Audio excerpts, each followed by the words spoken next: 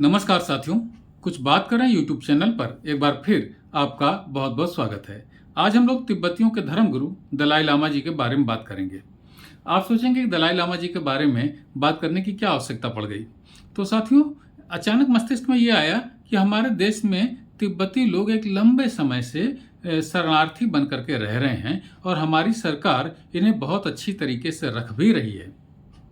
तो ऐसी क्या वजह है कि लाखों तिब्बती हमारे देश में शरणार्थी बन करके रह रहे हैं और उनके जो प्रमुख हैं दलाई लामा जी, ये इनको हमारी देश की सरकार बहुत सम्मान देती है। हालांकि वो तो पूरे विश्व में बहुत सम्मानित व्यक्ति हैं और उन्हें शांति का नोबेल प्राइज भी दिया जा चुका है, लेकिन हमारे देश में इनको बहुत अधिक सम्मान प्राप्त है दलाई लामा जी को। तो इसलिए आज हम लोग दलाई लामा जी के बारे में चर्चा करेंगे।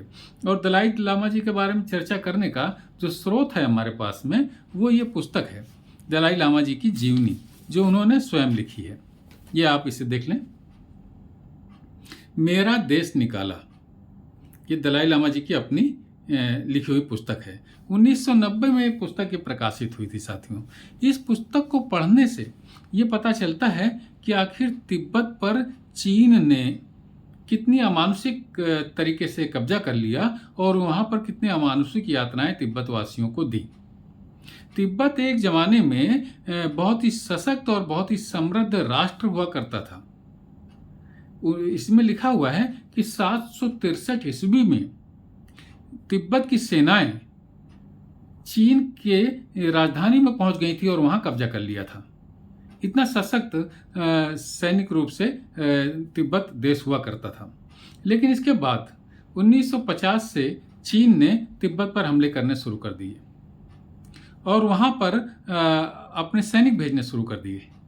1954 में, उस समय दलाई लामा जी की उम्र 19 साल मुश्किल से रही होगी, चीन ने दलाई लामा जी को अपने यहाँ आमंत्रित किया वार्ता करने के लिए और वहाँ पर दलाई लामा जी से कहा कि तिब्बत में बहुत सी कुरीतियाँ आ गई हैं। कभी आप बहुत अच्छे और बहुत ही सशक्त और महान देश हुआ करते थे, लेकिन आज तिब्बत में बहुत सी कुरीतियाँ आ गई हैं और चीन में बहुत ही उन्नति हो गई है। तो हम अपनी सेनाएं और अपना प्रशासन तिब्बत में भेज करके तिब्बत को ऊंचा उठाना चाहते हैं और आने वाले 20 सालों में आप बहुत अच्छे देश हो जाएंगे, तब चीन की सेनाएं और चीन का प्रशासन वहां से वापस आ जाएगा। ऐसा दलाई लामा जी से कहा और इस तरीके से कह करके उसने अपनी सेनाएं वहां भेज दी और इसके बाद वहां पर चीन के अत्याचार शुरू हो गए।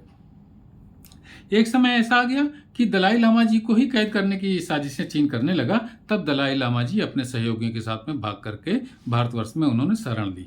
31 मार्च 1959 में दलाई लामा जी ने चीन को छोड़ दिया था और बहुत ही चुपके से वो भारत में आकर के राजनीतिक शरण उन्होंने ले ली। ऐसा इस पुस्तक को पढ़ने से हमें ज्ञात होता है। साथियों, तिब्बत पर चीन ने किस तरीके से कब्जा किया और किस तरीके से अमानुषिक अत्याचार किए, ये बातें तो इससे हमें पता चलती ही हैं, लेकिन इस पुस्तक से ये भी पता चलता है कि चूंकि तिब्बत वाले बौद्ध धर्म के अनुयायी हैं, बौद्ध धर्म के बारे में जैसा कहा जाता है कि भारत के सनातन धर्म से अलग है बौद्ध धर्म, लेकिन इस पुस्तक को पढ़ने से भी पता चलता है कि जो मूल सिद्धांत हैं बौद्ध धर्म के, वो वही सिद्धांत हैं जो कि सनातन धर्म के सिद्धांत हैं।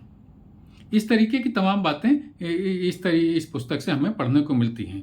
लेकिन 2 प्रकरण बहुत ही मार्मिक इसमें दिए गए हैं कि 1956 में दलाई लामा जी भारत आए थे और उन्होंने नेहरू जी से इस बात की चर्चा की थी कि चीन हमारे ऊपर अत्याचार कर रहा है, हमें परेशान कर रहा है, आपके चीन से अच्छे संबंध हैं, इसलिए आप हमारी मदद करें और चीन से हमारी तरफ से वार्ता करें। लेकिन नेहरू जी ने स्पष्ट इनकार कर दिया था कि भारत आपकी कोई भी मदद नहीं कर सकता है। इस बात का बहुत ही मार्मिक तरीके से वर्णन इस पुस्तक में किया गया है। दूसरा, निर्वासन नाम के अध्याय में जब दलाई लामा जी को अपने सहयोगियों के साथ में मजबूर होकर के चीन छोड़ करके भारत में शरण लेनी पड़ी, उन स्थितियों का बहुत ही मार्मिक वर्णन किया गया है। क्योंकि दलाई लामा जी की तिब्बत में जो हैसियत हुआ करती थी, वो धार्मिक और आध्यात्मिक गुरु होने के साथ साथ राष्ट्राध्यक्ष की हुआ करती थी। तिब्बत में जो महल हुआ करता था दलाई लामा का, वो 1000 कमरों का हुआ करता था। पूरी शान शौकत थी, पूरी सेनाएं थी। तो ऐसे देश को छोड़ करके जब दलाई लामा जी को भारत में शरण लेनी पड़ी चीन के अत्याचारों की वजह से, तो उसका बहुत ही मार्मिक वर्णन यहाँ पर उन्होंने किया हुआ है। इसके बाद में चूंकि ये धार्मिक व्यक्ति भी रहे दलाई लामा जी, तो इन्होंने जो है उसी हिसाब से पूरे विश्व में चर्चाएं की और तिब्बत की गरिमा को चर्चा पूरे विश्व में अभी भी करते रहते हैं।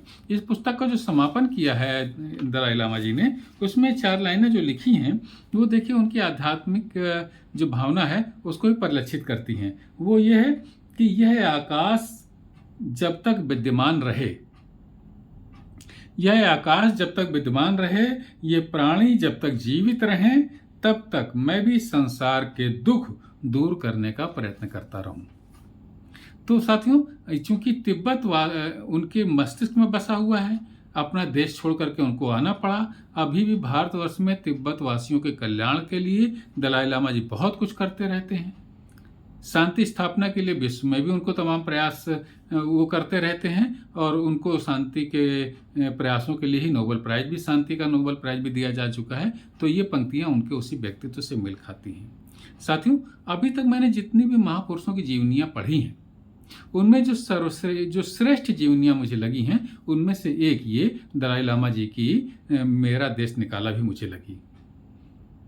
अकेले ये दलाई लामा जी ने इसमें जो चर्चा की है वो सिर्फ तिब्बत और अपने बारे में ही नहीं की है, प्रमुख स्वर तो वही है, लेकिन और भी तमाम जानकारियां इतिहास की हमें इस पुस्तक से मिलती हैं। विशेषकर बौद्ध और धर्म और सनातन धर्म में क्या साम्यताएं हैं उसकी भी जानकारी हमें इससे मिलती है। तो अगर आपको साथियों रुचि हो तो मैं इस बात की सिफारिश करना चाहूँगा कि ये मेरा देश निकाला दलाई लामा जी की पुस्तक आपको पढ़नी चाहिए। साथियों, आज की चर्चा में बस इतना ही। कल किसी और मुद्दे पर आपसे बात करूंगा। तब तक के लिए जय हिंद, वंदे मातरम।